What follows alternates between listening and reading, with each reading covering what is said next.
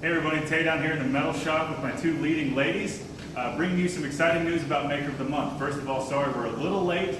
It's almost the middle of August now, and I'm announcing the winner of the July competition, but things are crazy around here. We do what we can to keep the engagement fresh. So, without further ado, the winner of the July Maker of the Month competition was Valerie Longshore.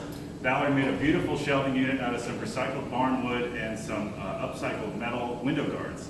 The barn wood came from a friend's barn that was being torn down, and the window guards came from a house that was also being torn down.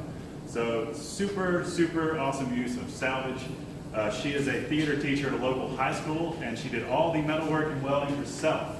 What do you think of Valerie's shelf? She's a teacher and did all the welding herself. I loved it, and I really appreciate all the entries and y'all's creativity to be part of the Makers movement and Makers of the Month. We're really proud of Tay and everybody that put this thing together, and you guys in the future. Thanks for helping us put making and upcycling on the main street. Keeping the craft alive. That's right. A lot of talented people out there.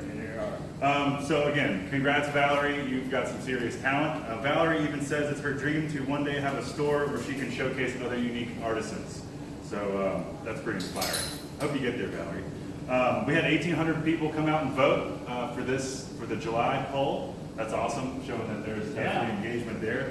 We are now taking submissions for the August Maker of the Month competition. Send some good pictures and a short write-up to makerofthemonth@blackdogsalvage.com, and we will try to be a little bit more on time with this one.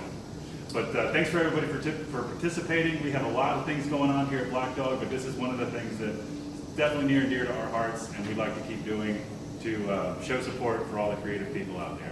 Keep doing what you're doing, America. Looking for your email. Good luck. Good night. Goodbye.